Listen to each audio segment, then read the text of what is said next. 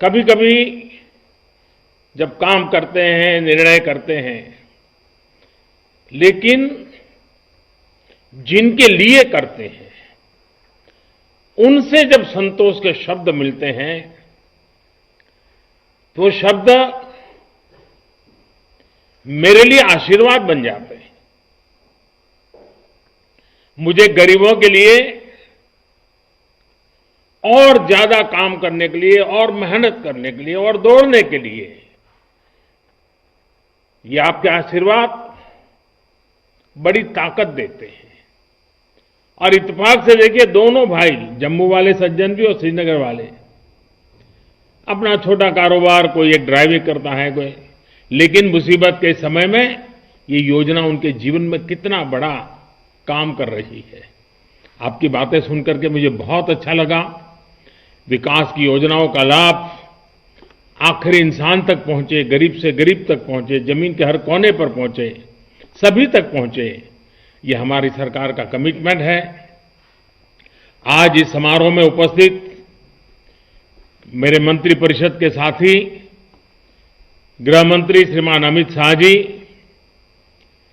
स्वास्थ्य मंत्री भाई डॉक्टर हर्षवर्धन जी, पीएमओ में मेरे साथ राज्य मंत्री के रूप में काम कर रहे भाई जितेंद्र सिंह जी, जम्मू कश्मीर के लेफ्टिनेंट गवर्नर श्रीमान मनोज सिन्हा जी, संसद के मेरे अन्य सभी सहयोगी, जम्मू कश्मीर के जनप्रतिनिधिगण और मेरे जम्मू कश्मीर के प्यारे भाई और बहनों, आज का दिन जम्मू कश्मीर के लिए बहुत ऐतिहासिक है। आज जम्मू कश्मीर के सभी लोगों को आयुष्मान योजना का लाभ मिलने जा रहा है। सेहत स्कीम अपने आप में एक बहुत बड़ा कदम है और जम्मू कश्मीर के अपने लोगों के विकास के लिए ये कदम उठाता देख मुझे भी बहुत खुशी हो रही है। और इसलिए श्रीमान मनोज सिन्हा जी और उनकी पूरी टीम को,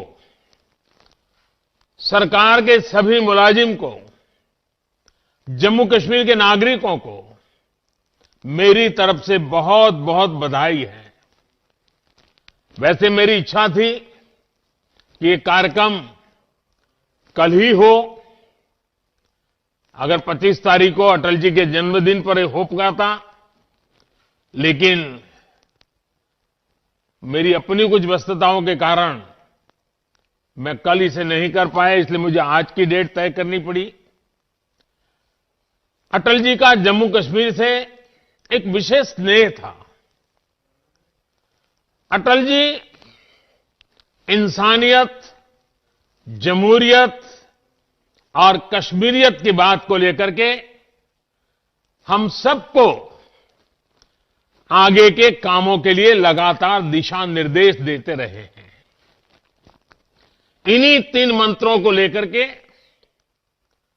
आज जम्मू कश्मीर इसी भावना को मजबूत करते हुए आगे बढ़ रहा है।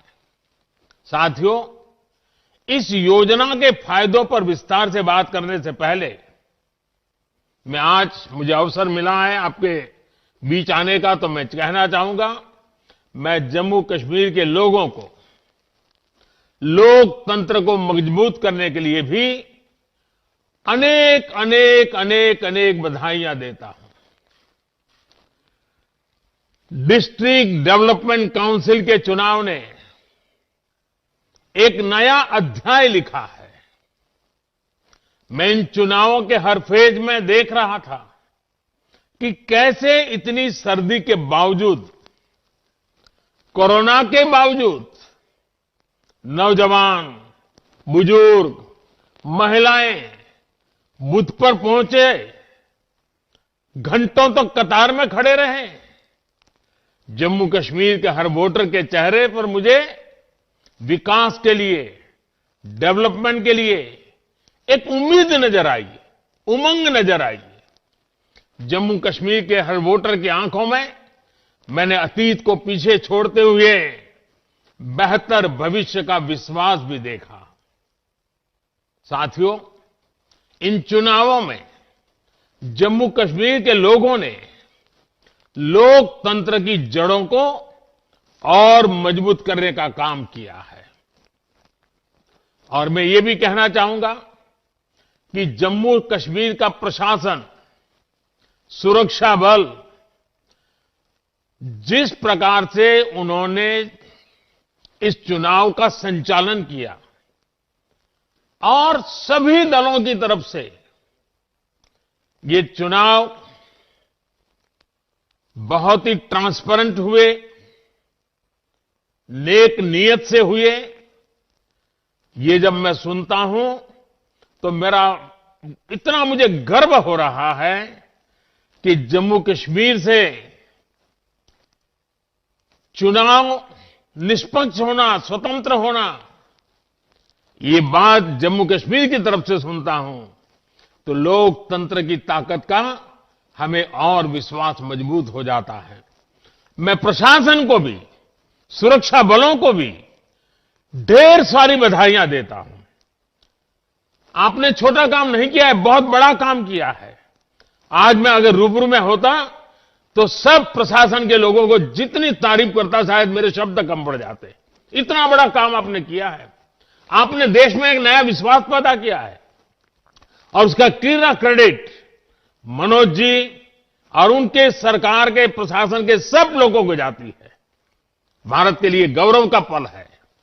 साथियों, जम्मू कश्मीर में ये त्रिस्तरीय पंचायत व्यवस्था एक प्रकार से महात्मा गांधी का ग्राम स्वराज का सपना, एक प्रकार से चुनाव गांधी के ग्राम स्वराज का सपना जीता है।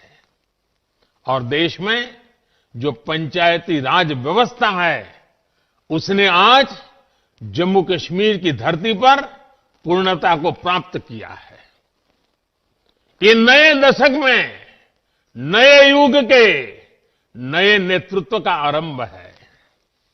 बीते वर्षों में हमने जम्मू कश्मीर में ग्रास रूट डेमोक्रेसी को, जमीनी स्तर पर लोकतांत्रिक संस्थाओं को मजबूत करने के लिए दिन रात प्रयास किया है। और जम्मू कश्मीर के भाइयों बहनों को पता होगा, एक समय था हम लोग जम्मू कश्मीर की सरकार का हिस्सा थे। हमारे उप मुख्यमंत्री थे, हमारे मंत्री थे, लेकिन हमने उस सत्ता सुख को छोड़ दिया था। हम सरकार से बाहर आ गए थे। किस मुद्दे पर आए थे आपको मालूम है ना? हमारा मुद्दा यही था, पंचायतों के चुनाव कराओ, जम्मू कश्मीर के गांव-गांव के नागरिकों को उनका हक दो, उनको उनके गांव का फैसला करने की ताकत दो। इस मुद्दे पर हम सरकार छोड़ करके आपके साथ रास्ते पर आके खड़े हो गए थे। और आज मुझे खुशी है कि ब्लॉक स्तर पर, पंचायत स्तर पर या फिर जिला स्तर पर आपने जिन लोगों को चुना है, उनमें से ज्यादातर आपके बीच ही रहती हैं। वो आपके बीच से ही निकलकर चुनाव जीते हैं।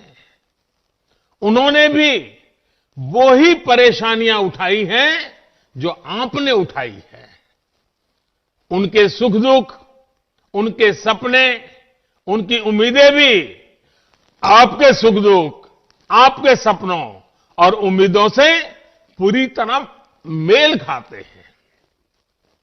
ये वो लोग हैं जो अपने नाम के बल पर नहीं, बल्कि अपने काम के बल पर आपका आशीर्वाद ले पाए हैं और आज आपने उनको आपका प्रतिनिधित्व बना देने का हक दिया है। आज आपने जिन युवाओं को चुना है, वो आपके साथ काम करेंगे, आपके लिए काम करेंगे। और जो लोग चुन करके आए हैं, मैं उनका भी बहुत बहुत अभिनंदन करता हूं। और जो इस बार विजयी नहीं हो पाए हैं, उनको भी मैं कहूंगा कि आप निराश मत होना, जनता की सेवा लगातार करते रहना। आज नहीं तो कल आपके नसीब में भी विजय आ सकता है। लोकतंत्र में यही होता है, जिसको मौका मिले वो सेवा करे, जिसको मेरे मौका न मिले वो सेवा के फल में कोई रह जाता है तो उसके लिए लगातार सक्रिय रहे। आप आने वाले समय में उन्हें अपने क्षेत्र के साथ ही देश के लिए बड़ी भूमिकाओं के लिए भी तैयार कर रहे हैं। जम्मू कश्मीर में इन चुनावों ने यह भी दिखाया है कि हमारे देश में लोकतंत्र कितना मजबूत है। लेकिन मैं आज देश के सामने एक और पीड़ा की व्यक्त करना चाहता हूं। जम्मू कश्मीर ने तो यूटी बनने के 1 साल के भीतर भीतर त्रिस्तरीय पंचायती राज व्यवस्था के चुनाव करवा दिए, शांतिपूर्ण करवा दिए और लोगों को उनका हक दे दिया। अब यही चुने हुए लोग जम्मू कश्मीर के अपने गांवों का, अपने जिले का, अपने ब्लॉक का भविष्य तय करेंगे। लेकिन दिल्ली में कुछ लोग सुबह शाम आए दिन मोदी को कोसते रहते हैं, टोकते रहते हैं, अपशब्दों का प्रयोग करते हैं और आए दिन मुझे लोकतंत्र सिखाने के लिए रोज नए नए पाठ बताते रहते हैं। मैं उन लोगों को जरा आज आईना दिखाना चाहता हूं। ये जम्मू कश्मीर देखिए, यूटी बनने के इतने कम समय में उन्होंने त्रिस्तरीय पंचायती राज व्यवस्था को स्वीकार करके काम आगे बढ़ाया। लेकिन दूसरी ओर विडंबना देखिए, पुडुचेरी में सुप्रीम कोर्ट के आदेश के बावजूद पंचायत और म्युनिसिपल इलेक्शन नहीं हो रहे हैं और जो मुझे यहां रोज लोकतंत्र के पाठ पढ़ाते हैं ना, उनकी पार्टी वहां राज कर रही है। आप हैरान होंगे, सुप्रीम कोर्ट ने 2018 में यह आदेश दिया था, लेकिन वहां जो सरकार है जिसका लोकतंत्र पे जरती पर भरोसा नहीं है, इस मामले को लगातार टाल रही है। साथियों, पुडुचेरी में दशकों के इंतजार के बाद साल 2006 में लोकल बॉडी पॉल्स चुनाव हुए थे। इस चुनाव में जो चुने गए उनका कार्यकाल 2011 में ही खत्म हो चुका है। कुछ राजनीतिक दलों की कथनी और करनी में कितना बड़ा फर्क है, लोकतंत्र के प्रति वो कितना गंभीर है, इस बात से भी पता चलता है। इतने साल हो गए, पुडुचेरी में पंचायत वगैरह चुनाव नहीं होने दिए जा रहे हैं। भाइयों और बहनों, केंद्र सरकार ये लगातार कोशिश कर रही है कि गांव के विकास में गांव के लोगों की भूमिका सबसे ज्यादा रहे। प्लानिंग से लेकर अमल और देखरेख तक पंचायती राज से जुड़े संस्थानों को ज्यादा ताकत दी जा रही है। आपने भी देखा है, गरीब से जुड़ी जरूरतों को पूरा करने के लिए पंचायतों का दायित्व अब कितना बड़ा है। इसका लाभ जम्मू कश्मीर में देखने को भी मिल रहा है। जम्मू कश्मीर के गांव-गांव में बिजली पहुंची है। यहां के गांव आज खुले में शौच से मुक्त हो चुके हैं। गांव-गांव तक सड़क पहुंचाने के लिए मनोज जी के नेतृत्व में पूरा प्रशासन कठिनाइयों के बीच भी बहुत तेजी से काम पर लगा हुआ है। हर घर जल पहुंचाने का मिशन जम्मू कश्मीर में तेजी से आगे बढ़ रहा है। अगले 2-3 साल में राज्य के हर घर तक पाइप से पानी पहुंच जाए, इसके लिए प्रयास किए जा रहे हैं। जम्मू कश्मीर में लोकल गवर्नेंस का मजबूत होना डेवलपमेंट के कामों में ये बहुत बड़ी तेजी लाएगा। साथियों, आज जम्मू कश्मीर के लोगों का विकास हमारी सरकार की सर्वोच्च प्राथमिकताओं में से एक है। चाहे वो महिला सशक्तिकरण हो, युवाओं के लिए अवसर की बात हो, दलितों, पीड़ितों, शोषितों, वंचितों के कल्याण का लक्ष्य हो, या फिर लोगों के संवैधानिक और बुनियादी अधिकार, हमारी सरकार राज्य की भलाई के लिए हर फैसले ले रही है। आज पंचायती राज जैसी लोकतांत्रिक संस्थाएं उम्मीद के इसी सकारात्मक संदेश को बढ़ा रही है। आज हम लोगों को ये विश्वास दिलाने में सफल हुए हैं कि परिवर्तन संभव है और ये परिवर्तन उनके चुने हुए पसंदीदा प्रतिनिधि ला सकते हैं। जमीनी स्तर पर लोकतंत्र लाकर हम लोगों की आकांक्षाओं को अवसर दे रहे हैं।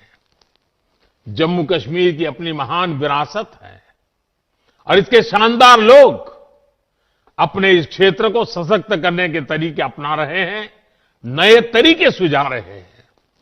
साथियों, जम्मू कश्मीर की जीवन रेखा कही जाने वाली झेलम नदी में रावी, ब्यास, सतलुज मिलने से पहले कई उपनदियां भी मिलती हैं और फिर ये सारी नदियां महान सिंधु नदी में समा जाती हैं।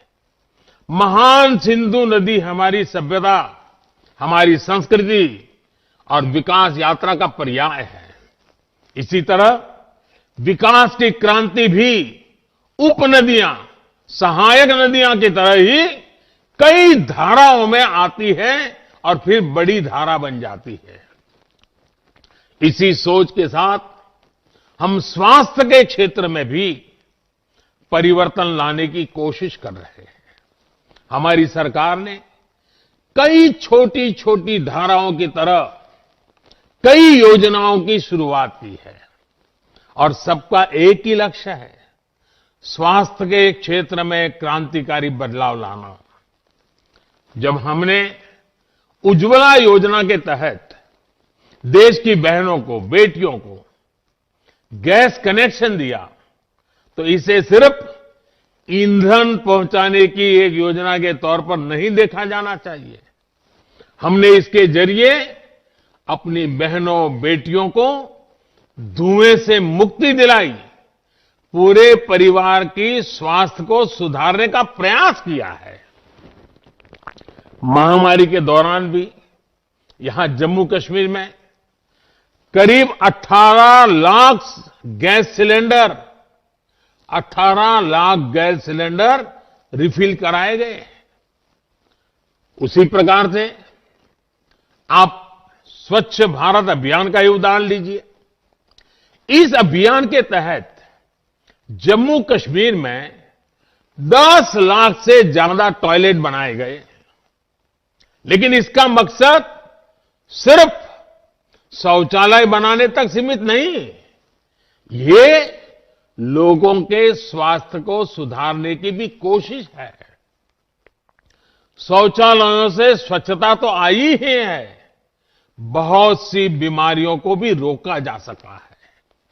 अब इसी कड़ी में आज जम्मू कश्मीर आयुष्मान भारत सेहत स्कीम शुरू की गई है। आप सोचिए, जब इस स्कीम के तहत राज्य के प्रत्येक व्यक्ति को 5 लाख रुपए तक का मुफ्त इलाज मिलेगा, तो उनके जीवन में कितनी बड़ी सहूलियत आएगी। अभी तक आयुष्मान भारत योजना का लाभ राज्य के करीब 6 लाख परिवारों को मिल रहा था। अब सेहत योजना के बाद यही लाभ करीब 21 लाख परिवारों को मिलेगा। साथियों, बीते 2 सालों में 1.5 करोड़ से ज्यादा गरीबों ने आयुष्मान भारत योजना का लाभ उठाया है। इससे जम्मू कश्मीर के लोगों को भी मुश्किल से समय में बहुत राहत मिली है। यहां के करीब 1 लाख गरीब मरीजों का अस्पताल में 5 लाख रुपए तक का मुफ्त इलाज किया गया है। इसमें भी जिन बीमारियों का सबसे ज्यादा इलाज हो रहा है उसमें कैंसर, हार्ट और ऑर्थो से जुड़ी बीमारियां सबसे ज्यादा है। ये ऐसी बीमारियां हैं जिन पर होने वाला खर्च किसी भी गरीब की नींद उड़ा देता है। और हमने तो देखा है कि कोई गरीब परिवार मेहनत करके थोड़ा ऊपर आए और मध्यम वर्ग की ओर आगे बढ़े, और अगर परिवार में कोई एक बीमारी आ जाए तो फिर वो गरीबी के चक्कर में वापस फंस जाता है। भाइयों बहनों, जम्मू कश्मीर की वादियों में हवा इतनी शुद्ध है, प्रदूषण इतना कम है कि स्वाभाविक रूप से हर कोई चाहता है, और मैं तो जरूर चाहूंगा कि आप हमेशा स्वस्थ रहें। हां, अब मुझे ये तसल्ली है कि बीमारी की स्थिति में आयुष्मान भारत सेहत स्कीम आपकी एक साथी बनकर मौजूद रहेगी। साथियों, इस स्कीम का एक और लाभ होगा जिसका जिक्र बार बार किया जाना जरूरी है। आपका इलाज सिर्फ जम्मू कश्मीर के सरकारी और प्राइवेट अस्पतालों तक सीमित नहीं रहेगा, बल्कि देश में इस योजना के तहत जो हजारों अस्पताल जुड़े हैं वहां भी ये सुविधा आपको मिल पाएगी। आप मान लीजिए मुंबई गए हैं और अचानक जरूरत पड़ी तो ये कार्ड मुंबई में भी आपके काम आएगा। आप चेन्नई गए तो वहां भी काम आएगा, वहां के अस्पताल भी मुफ्त में आपकी सेवा करेगी। आप कोलकाता गए हैं तो वहां मुश्किल होगा, क्योंकि वहां की सरकार आयुष्मान योजना से नहीं जुड़ी है। कुछ लोग होते हैं, क्या करें। देश भर में ऐसे 24,000 से ज्यादा अस्पताल इस वक्त है जहां सेहत स्कीम के तहत आप इलाज करा पाएंगे। कोई बंदिश नहीं, कोई रोक टोक नहीं, किसी को कमीशन नहीं, कट का तो नामो निशान नहीं, कोई सिफारिश नहीं, कोई भ्रष्टाचार नहीं। सेहत स्कीम का कार्ड दिखाकर आपको हर जगह इलाज की सुविधा मिल जाएगी। साथियों, जम्मू कश्मीर अब देश के विकास के साथ कंधे से कंधा मिलाकर चल पड़ा है। कोरोना को लेकर भी जिस तरह राज्य में काम हुआ है वो प्रशंसनीय है। मुझे बताया गया है कि 3,000 से ज्यादा डॉक्टर, 14,000 से ज्यादा पैरामेडिकल स्टाफ, आशा कार्यकर्ता दिन रात जुटे रहे और अब भी जुटे हुए हैं। आपने बहुत ही कम समय में राज्य के अस्पतालों को कोरोना से लड़ने के लिए भी तैयार किया। ऐसे ही इंतजाम के कारण कोरोना के ज्यादा से ज्यादा मरीजों को बचाने में हम कामयाब रहे हैं। भाई और बहनों, जम्मू कश्मीर में हेल्थ सेक्टर पर आज जितना ध्यान दिया जा रहा है उतना पहले कभी नहीं दिया गया। आयुष्मान भारत योजना के तहत राज्य में 1100 से ज्यादा हेल्थ एंड वेलनेस सेंटर बनाने का लक्ष्य है। इसमें से 800 से ज्यादा पर काम पूरा हो चुका है। जन औषधि केंद्रों पर बहुत ही कम दामों में मिल रही दवाइयां और मुफ्त डायलिसिस की सुविधा ने भी हजारों लोगों को लाभ पहुंचाया है। जम्मू और श्रीनगर डिवीजन में दोनों जगह 2 कैंसर इंस्टीट्यूट भी बनाए जा रहे हैं। 2 एम्स का काम भी तेजी से चल रहा है। नौजवानों को मेडिकल और पैरामेडिकल एजुकेशन के लिए जम्मू कश्मीर में ही ज्यादा से ज्यादा मौके मिले, इसके लिए भी काम हो रहा है। जम्मू कश्मीर में 7 नए मेडिकल कॉलेज को मंजूरी मिल चुकी है। इसमें एमबीबीएस की सीटें 2 गुनी से भी ज्यादा होने वाली है। इसके अलावा जिन 15 नए नर्सिंग कॉलेज को मंजूरी दी गई है, उनसे युवाओं के लिए नए अवसर बनेंगे। इसके अलावा जम्मू में आईआईटी और आईआईएम की स्थापना भी यहां के नौजवानों को हायर एजुकेशन के बेहतर मौके उपलब्ध कराएगी। राज्य में स्पोर्ट्स फैसिलिटी बढ़ाने के लिए जो परियोजनाएं शुरू हुई है, वो यहां के टैलेंट को स्पोर्ट्स की दुनिया में छा जाने में मदद करेगी। भाइयों और बहनों, हेल्थ के साथ ही दूसरे इंफ्रास्ट्रक्चर में भी नए जम्मू कश्मीर के कदम तेजी से आगे बढ़ रहे हैं। पिछले 2-3 साल में इसको लेकर कैसे तेजी आई है, इसका एक बेहतरीन उदाहरण हाइड्रो पावर है। 7 दशकों में जम्मू कश्मीर में 3,500 मेगावाट बिजली की कैपेसिटी तैयार हुई थी। बीते 2-3 साल में ही इसमें 3,000 मेगावाट कैपेसिटी हमने और जोड़ दी है। प्राइम मिनिस्टर्स डेवलपमेंट पैकेज के तहत चल रहे प्रोजेक्ट्स भी अब काम बहुत तेजी से हो रहा है। खास तौर पर कनेक्टिविटी से जुड़े प्रोजेक्ट से राज्य की तस्वीर और तकदीर दोनों बदलने वाली है। मैंने चिनाब पर बन रहे बेहतरीन रेलवे ब्रिज की तस्वीरें देखी हैं और आजकल तो सोशल मीडिया में शायद हिंदुस्तान के हर किसी ने देखी होगी। उन तस्वीरों को देखकर किस नागरिक का माथा गर्व से ऊंचा नहीं होगा। रेलवे का पूरा जोर है कि अगले 2-3 साल में वैली रेलवे से कनेक्ट हो जाए। जम्मू और श्रीनगर में लाइट से रेल ट्रांजिट मेट्रो को लेकर भी बात आगे बढ़ रही है। बनिहाल टनल को भी अगले साल तक पूरा करने की कोशिश की जा रही है। जम्मू में जो सेमी रिंग रोड का काम चल रहा है, उसे भी जल्द से जल्द पूरा करने में सरकार जुटी हुई है।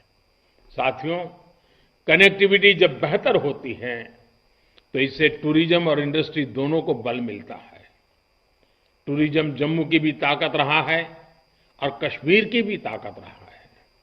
कनेक्टिविटी की जिन योजनाओं पर सरकार काम कर रही है, उसमें जम्मू को भी लाभ होगा और कश्मीर को भी लाभ होगा। कालीन से लेकर केसर तक, सेब से लेकर बासमती तक, एप्पल से लेकर के बासमती तक, जम्मू कश्मीर में क्या नहीं है। कोरोना की वजह से हुए लॉकडाउन के दौरान भी सरकार ने इस बात का ध्यान रखा कि यहां के एप्पल किसानों को दिक्कत कम से कम हो, बाजार में सही तरीके से समय पर माल पहुंचे। हमारी सरकार ने कुछ महीने पहले निर्णय भी लिया कि एप्पल की खरीद के लिए मार्केट इंटरवेंशन स्कीम को पिछले साल की तरह ही इस साल भी लागू रखा जाएगा। इसके तहत सरकार द्वारा एप्पल की खरीद नाफेड के माध्यम से और सीधे किसानों से की जा रही है। जो एप्पल खरीदा जा रहा है, उसका भुगतान भी डायरेक्ट बेनिफिट ट्रांसफर के जरिए सीधे किसानों के बैंक खातों में किया जा रहा है। इस स्कीम के तहत 12 लाख मैट्रिक टन एप्पल खरीदा जा सका है और ये जम्मू कश्मीर के किसानों को एक प्रकार से बहुत बड़ी सुविधा हुई है। हमारी सरकार ने नाफेड को इस बात के लिए भी स्वीकृति दी है कि वो 2500 करोड़ रुपए की सरकारी गारंटी का उपयोग कर सके। एप्पल की खरीद के लिए आधुनिक मार्केटिंग प्लेटफॉर्म उपलब्ध कराने के लिए, ट्रांसपोर्टेशन की सुविधाएं बढ़ाने पर सरकार ने लगातार प्रगति की है। एप्पल की स्टोरेज के लिए सरकार जो सहायता कर रही है, उसमें भी किसानों को बहुत लाभ हुआ है। यहां पर नए किसान उत्पादक संघ एफपीओज का निर्माण हो, अधिकतम बने, इसके लिए भी लगातार प्रशासन प्रयास कर रहा है। नए कृषि सुधारों ने जम्मू में भी और घाटी में भी दोनों जगह फूड प्रोसेसिंग इंडस्ट्री के लिए नए अवसर बना दिए हैं। इससे हजारों लोगों को रोजगार और स्वरोजगार के मौका मिलने वाला है। भाइयों और बहनों, आज जम्मू कश्मीर में जहां एक तरफ हजारों सरकारी नौकरियां नोटिफाई की जा रही हैं, वहीं दूसरी तरफ स्वरोजगार के लिए भी कदम उठाए जा रहे हैं। बैंकों के जरिए अब जम्मू कश्मीर के नौजवान कारोबारियों को आसानी से लोन मिलना शुरू हुआ है। इसमें भी हमारी बहनें जो सेल्फ हेल्प ग्रुप से जुड़ी हैं, वो ज्यादा से ज्यादा संख्या में आगे आ रही हैं। साथियों, पहले देश के लिए अधिकतर जो स्कीम बनती थी, जो कानून बनते थे, उनमें लिखा होता था एक्सेप्ट J&K। अब ये इतिहास की बात हो चुकी है।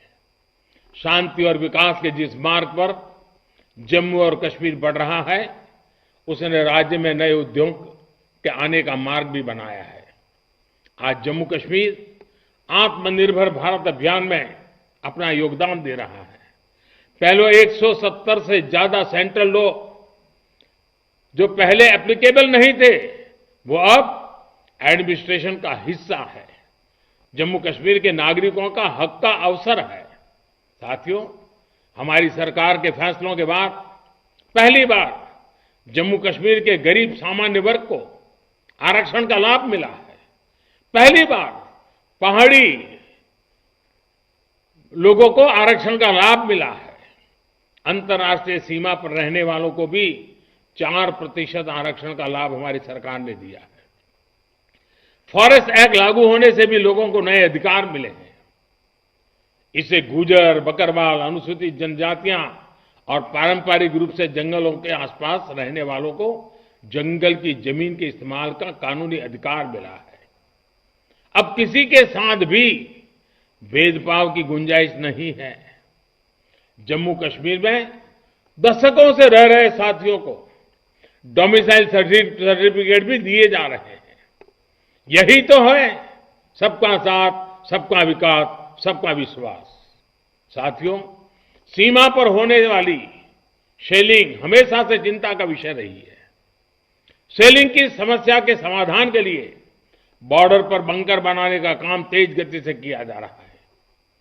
सांबा, पूंछ, जम्मू, कठुआ और राजौरी जैसे संवेदनशील जगहों पर बड़ी तादाद में न सिर्फ बंकर बनाए गए हैं, बल्कि नागरिकों के सुरक्षा के लिए सेना और सुरक्षा बलों को भी खुली छूट दी गई है। साथियों, हमारे देश में जिन लोगों ने दशकों तक शासन किया, उनकी एक बहुत बड़ी भूल ये भी रही है कि उन्होंने देश के सीमावर्ती यानी सीमा के पास के इलाकों के विकास को पूरी तरह नजरअंदाज किया। उनकी सरकारों की इस मानसिकता के ने जम्मू कश्मीर को या नॉर्थ ईस्ट हो, इन क्षेत्रों को पिछड़ेपन में रहने के लिए मजबूर कर दिया। जीवन की बुनियादी जरूरतें, एक सम्मानजनक जीवन की जरूरत है, विकास की जरूरत है, यहां के सामान्य मानवीय तक उतनी पहुंची ही नहीं जितनी पहुंचनी चाहिए थी। ऐसी मानसिकता कभी भी देश का संतुलित विकास नहीं कर सकती। ऐसी नकारात्मक सोच की हमारे देश में कोई जगह नहीं, न सीमा के पास न सीमा से दूर। हमारी सरकार की प्रतिबद्धता है कि देश का कोई भी क्षेत्र विकास की धारा में अब और वंचित नहीं रहेगा। ऐसे क्षेत्रों में लोगों का बेहतर जीवन भारत की एकता और अखंडता की भी मजबूती देगा। साथियों, देश के हर क्षेत्र का विकास हो, जम्मू का विकास हो, कश्मीर का विकास हो, हमें निरंतर इसके लिए काम करना है। एक बार फिर मैं श्रीमान मनोज सिन्हा जी को और उनकी टीम को आज जरूर बधाई देना चाहूंगा। जब मैं अभी मनोज जी को भाषण सुन रहा था, कितने काम उन्होंने गिनाए और जम्मू कश्मीर के लोगों के बीच में खड़े रह करके गिनाए। जिस तेजी से काम हो रहे हैं, पूरे देश के अंदर एक नया विश्वास, नई आशा पैदा करेंगे और मुझे विश्वास है जम्मू कश्मीर के नागरिकों का कई दशकों का जो काम अधूरा रहा है, वो मनोज जी और वर्तमान की प्रशासन टीम के माध्यम से अवश्य पूरा होगा, समय से पहले पूरा होगा, ऐसा मेरा पूरा विश्वास है। एक बार फिर आप सभी को सेहत स्कीम के लिए, आयुष्मान भारत योजना के लिए बहुत बहुत बधाई देता हूं। माता वैष्णो देवी और बाबा अमरनाथ की कृपा हम सब पर बनी रहे, यही अपेक्षा के साथ बहुत बहुत धन्यवाद।